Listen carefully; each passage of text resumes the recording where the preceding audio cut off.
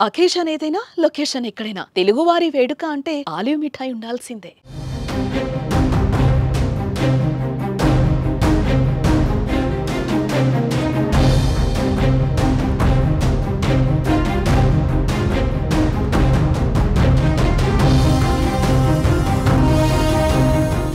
సింహాచలంలో తీవ్ర విషాదం చోటు చేసుకుంది. శ్రీ వరాహ లక్ష్మీ నరసింహస్వామి వారి ఆలయంలో గోడ కూలి 9 మంది భక్తులు చనిపోయారు.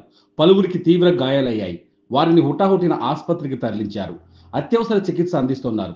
స్వామివారికి నిర్వహించే వార్షిక చందనోత్సవం వేడుకల సందర్భంగా భారీగా భక్తులు తరలిరాగా రూ. 300 టికెట్ కౌంటర్ దగ్గర గాలివానకు గోడ కూలి పెను ప్రమాదం జరిగింది. మృతుల సంఖ్య మరింత పెరిగే అవకాశం ఉంది.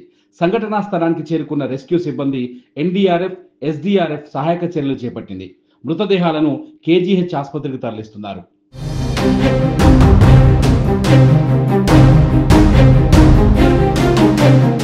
సింహాచలం లక్ష్మీనరసింహస్వామి వారికి ప్రతి సంవత్సరం చందనోత్సవం నిర్వహించడం ఆనవాయితీగా వస్తోంది. స్వామివారి నిజరూప దర్శనం చేసుకోవడానికి 2 తెలుగు రాష్ట్రాలతో పాటు పొరుగునే ఉన్న ఒడిశా నుంచి భారీ సంఖ్యలో భక్తులు ఆలయానికి వస్తుంటారు. ఈ ఏడాది చందనోత్సవానికి దాదాపు 2 లక్షల మందికి పైగా భక్తులు హాజరవుతారనే అంచనాలున్నాయి. దీనికోసం ప్రభుత్వం ఏర్పాట్లు చేసింది. ఎండ తీవ్రతను దృష్టిలో పెట్టుకొని ఆలయ ప్రాంగణంలో షామియానాలు వేశారు. రూ. 300, రూ. 1000, రూ. 1500 టికెట్లు ఉన్న భక్తుల కోసం వేర్వేరుగా క్యూ లైన్లను ఏర్పాటు చేశారు.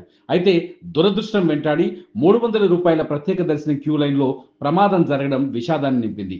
బుధవారం తెల్లవారుజామున 2:30 సమయంలో ఉరుములు మెరుపులతో కూడిన భారీ వర్షం కురిసింది.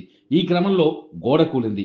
ఆ పక్క నుంచి క్యూ లైన్లోకి వెళుతున్న భక్తులపై గోడ విరిగిపడింది. ప్రమాదంపై సీఎం చంద్రబాబు తీవ్ర దిగ్భ్రాంతిని వ్యక్తం చేశారు. మరణించిన వారి కుటుంబాలకు ప్రగాఢ సానుభూతిని తెలియజేశారు. అక్కడి పరిస్థితిపై జిల్లా కలెక్టర్ ఎస్పీతో మాట్లాడారు. ఘటనకు గల కారణాలు, క్షేత్రస్థాయిలో అందుతున్న సాయం తదితర అంశాలపై అధికారులు ఆయనకు వివరించారు. తీసుకోవాల్సిన చర్యలపై సీఎం దిశానిర్దేశం చేశారు.